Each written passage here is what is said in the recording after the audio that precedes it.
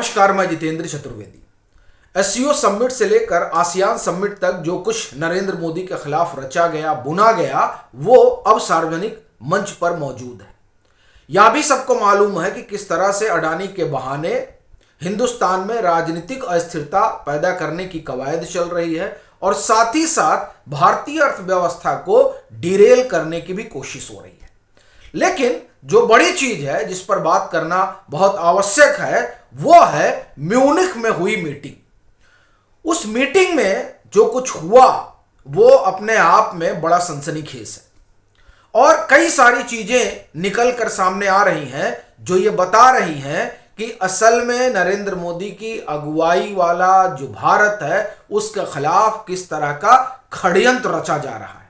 ये जो मीटिंग है ये अपने आप में एक रहस्यमयी मीटिंग है, इसीलिए मैं इसे सीक्रेट मीटिंग कह रहा हूं। क्यों? क्योंकि वहां दिखाया कुछ और गया है, लेकिन जुटान जो हुआ था वो किसी और चीज के लिए हुआ था। तो किसके लिए हुआ था ये समझेंगे, वहां क्या तय हुआ ये समझेंगे, और सबसे बड़ी चीज ये है कि उसमें कौन लोग शामिल थे, इस पर हम बाद में आएंगे। सबसे पहले यह जानते हैं कि उस जुटान के पीछे का असली मकसद क्या था और वहां तय क्या हुआ। देखिए, मकसद एकदम साफ है। नरेंद्र मोदी, चूंकि ये वो शख्स है जो आप एक तरह से कहें कि जो पश्चिम की ताकतें हैं उनको पूरा खटक रहे हैं तो कुछ तो करना है, तो क्या किया जाए, वही तय हुआ वहां पर उस मीटिंग में। मोटे तौर पर 6-7 चीजें निकल कर आती हैं। वहां स्ट्रेटेजी ये बनी कि 2 तरीके से जो है काउंटर किया जाए। एक तो ये कि देश के अंदर और दूसरा देश के बाहर। देश के अंदर की एक पूरी रणनीति बनी। पहला, सिविल सोसाइटी को फंड किया जाए डेमोक्रेसी के नाम पर। अब आप समझ रहे होंगे कि कौन कौन लोग हैं जिनको डेमोक्रेसी के नाम पर फंड मिल रहा है, फिर वो चाहे योगेंद्र यादव सरीखे लोग हों या वो लोग जो चुनाव आयोग को कटघरे में खड़ा कर रहे हैं और हिंदुस्तान के आप एक तरह से कहें कि लोकतंत्र पर सवाल खड़ा कर रहे हैं। ये यूं ही नहीं हो रहा है, ये दरअसल स्ट्रेटेजी का हिस्सा है कि पहले आप एक काम करिए कि जो चुनावी प्रक्रिया है उसी पर संदेह पैदा करिए, और चूंकि डेमोक्रेसी के नाम पे पैसा आ ही रहा है तो समस्या कोई है नहीं। तो पहला जो है आप ये कहें कि चरण ये है, या हम कहें कि पहली रणनीति है। फिर क्या करना है? फिर मीडिया में खबरें प्लांट हो। ये जो अडानी पर खबर आई, ये खबर रवि नायर ने लिखी। रवि नायर जिस संस्था से जुड़े हुए हैं उसकी फंडिंग जो है वो जॉर्ज सोरस करते हैं। जॉर्ज सोरस का पूरा आप ये कहें कि एक ही एम है, वो ये कि आप अडानी को बर्बाद कर दीजिए, नरेंद्र मोदी खुद ब खुद बर्बाद हो जाएंगे। यानी ऐसा लगता है कि मानो अडानी के जिताने से नरेंद्र मोदी जीत कर आए हैं। पर मसला ये नहीं है, मसला ये है कि आप अडानी के बहाने पीएम को बदनाम कर सकते हैं। तो आप देखिए कि उस जॉर्ज सोरस से की संस्थाओं से सीधा सरोकार है, तो वो जो है अडानी पर किस तरह की आप एक तरह से कहें खबर आती, सनसनीखेज। भाई, एलआईसी का काम यही है कि वो बड़ी बड़ी जो इंडस्ट्री है उसमें इन्वेस्ट करे, ये उनका काम धंधा है। तभी तो वो जो उनका जो इंश्योरेंस धारक है उसको रिटर्न दे पाएंगे, कहां से पैसा लाएंगे। और जो कुल इन्वेस्ट अडानी में हुआ है, एलआईसी ने जो किया है, वो एलआईसी के कुल इन्वेस्टमेंट का 1% भी नहीं है। लेकिन आप देखिए उस पर किस तरह से माहौल बनाया गया। तो यह है दूसरा हिस्सा कि मीडिया में आप खबर डालिए और उसके बाद में माहौल बनाने के लिए सोशल मीडिया मौजूद है। फिर सोशल मीडिया पर खबरें चलती हैं कि देखिए मोदी ने अपने मित्र के लिए खोल दिया खजाना, इस तरह की खबरें चलती हैं।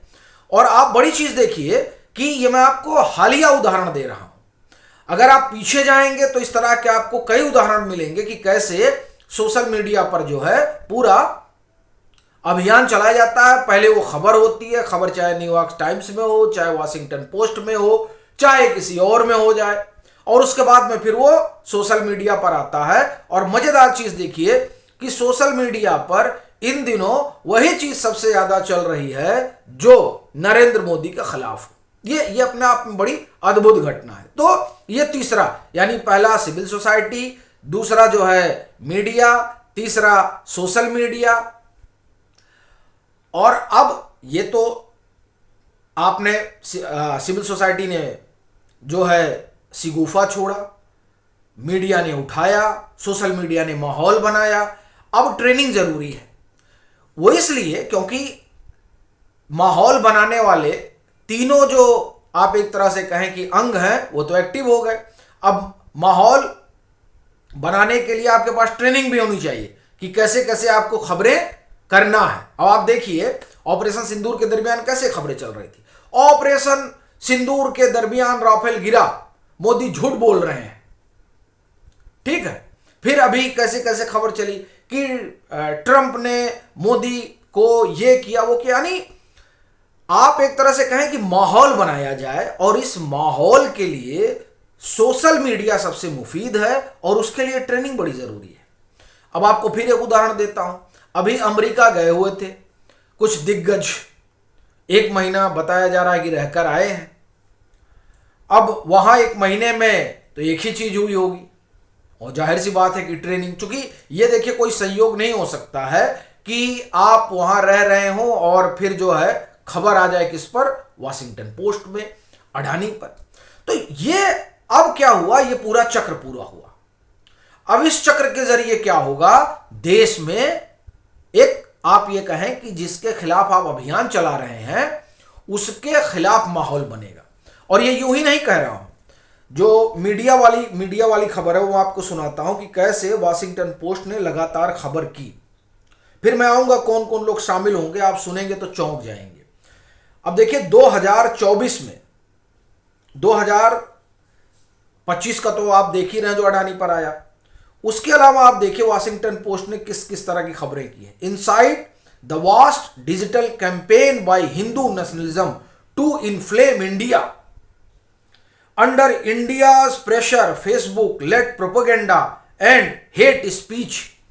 ये खबरें बताई जा रही। अब इन खबरों के जरिए क्या कहा जा रहा है कि साहब आप देखिए सरकार किस तरह से प्रोपेगेंडा फैला रही है, दबाव डलवा डलवा कर। यानी मीडिया में आप खबरें प्लांट करिए वो जिससे समाज को लगे कि नहीं साहब, देश को लगे कि नहीं साहब, हमने जो सरकार चुनी है ना वो सरकार बड़ा गड़बड़ कर रही है।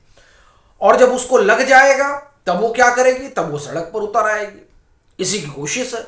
और आप देखिए कि इसकी अकुलाहट किस तरीके से है कि बीबीसी को कहना पड़ता है 23 अक्टूबर 2025 की अपनी खबर में कि आखिर में जो भारत का युवा है वो सड़क पर क्यों नहीं उतर रहा है। तो ये उस म्यूनिख में जो आप एक तरह से कहें कि जिसे मैं सीक्रेट मीटिंग कह रहा हूं, उसमें यह सब तय हुआ कि आप इस तरीके से अभियान चलाइए तो नरेंद्र मोदी को हटाना कोई बहुत बड़ी बात नहीं है। और फिर आप कहेंगे कि एक तो देश के अंदर होगा, देश के बाहर क्या है। देश के बाहर क्या है कि आप पाकिस्तान की मदद करिए। प्रधानमंत्री नरेंद्र मोदी ने आसियान समिट को वीडियो कॉन्फ्रेंसिंग के जरिए संबोधित करते हुए यह कहा कि आतंकवाद सबसे बड़ा खतरा है मानवता के लिए। लेकिन कुछ लोग जो हैं उन लोगों का मदद कर रहे हैं, सहयोग कर रहे हैं जो लोग आतंकवाद को बढ़ावा दे रहे हैं। यानी सीधा पीएम ने जो है आप एक तरह से कहें कि ट्रंप के मुंह पर ट्रंप को सुना दिया कि बहुत आप पाकिस्तान मुनीर को बुला के बैठा रहे हो, चाय पिला रहे हैं। तो अब आप क्या करिए, आप जो है पहलगाम जैसी घटना करवा दीजिए, ऑपरेशन सिंदूर में फंसा दीजिए। यानी आप ऐसी स्थिति क्रिएट कर दीजिए कि भारत को युद्ध करना पड़ जाए। तो आप पाकिस्तान में कुछ कुछ करने लगे, आपने बांग्लादेश में तख्ता पलटी करवा दिया। ये सब देश के बाहर जो परिस्थितियां हों आस पड़ोस में, जिसकी वजह से दबाव पड़े किस पर, सत्ताधारी दल पर, और एक संदेश जाए कि देखिए ये जो सरकार है इससे कुछ हो नहीं पाएगा। और उसी बीच अडानी की खबर कर दीजिए। फिर आप जो है आर्थिक प्रतिबंध लगा दीजिए। भारत के ऊपर इस समय क्या लगा रहा है अमेरिका? टैरिफ आप लाद रहे हैं, वो आर्थिक प्रतिबंध ही है। अब उस आर्थिक प्रतिबंध की वजह से आप देखिए आईटी सेक्टर जो है वो पूरी तरह से हिला हुआ है। आईटी सेक्टर बहुत दबाव में है, क्योंकि आप अगर इस तरह का टैरिफ लगा रहे हैं तो जाहिर सी बात है जो रोजगार का सृजन हो रहा है वो प्रभावित होगा। आप H1B वीजा को लेकर इस तरह का माहौल बना देते हैं आप जो है कृषि उत्पादों पर इस तरह का जो है टैरिफ लगा रहे हैं, यानी अमेरिका, वो एक तरह से आर्थिक प्रतिबंध है। आप जो कारें भारत से जा रही हैं उस पर आप 250-250 गुना अगर टैरिफ लगाएंगे तो क्या होगा? देखिए कुछ सेक्टर है जहां पर सबसे ज्यादा रोजगार है, जैसे मैन्युफैक्चरिंग सेक्टर में जो कार इंडस्ट्री है वो वाकई में बहुत बड़ा रोजगार का सृजन करती है।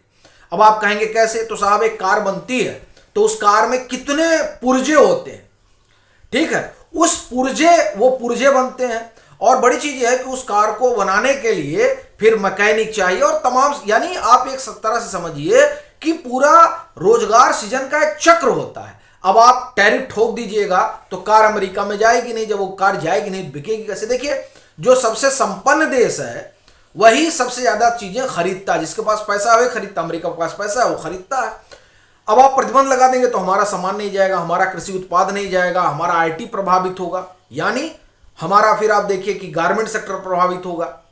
कुल मिलाकर आप एक परिस्थिति ऐसा बना रहे हैं कि जो देश के भीतर की आवाम है वो अपनी सरकार के खिलाफ खड़ी हो जाए। एक तो आपने अंदर तमाम माध्यमों से माहौल बनाया ही, अब बाहर से भी आप दबाव बनाएंगे, तो ये सब जो है ये आप एक तरह से कहें कि उस मीटिंग में तय हुआ, म्यूनिख की मीटिंग में। अब आप कहेंगे अपना आखिरी जो है सवाल, कौन कौन शामिल थे?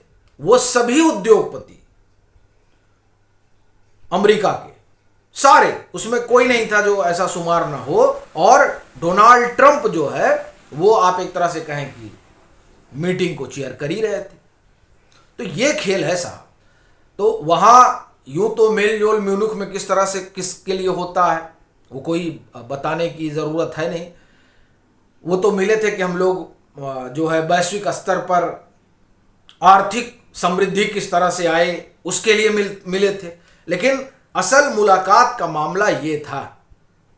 चूंकि जो घटनाक्रम है वो आप देखिए, वो घटनाक्रम बताता है कि वहां इस तरह की चीजें तय हुई, और उसमें चूंकि अमेरिका फर्स्ट है तो अमेरिका फर्स्ट है तो अमेरिका का जो हित है वो साधना है, और अमेरिका का हित इस समय अगर अमेरिका की नजर से देखा जाए तो नहीं सध रहा है। क्यों? क्योंकि भारत तन कर खड़ा है, वो कह रहे हैं हम रूस से तेल भी खरीदेंगे, हम पाकिस्तान को पीटेंगे भी, हम अफगानिस्तान में अपना बेस भी बनाएंगे, हम मेडिटेरियन सी में अपना युद्धपोत भी उतारेंगे, हम इंडो पैसिफिक रीजन में भी युद्धाभ्यास करेंगे और पीओके लेकर रहेंगे।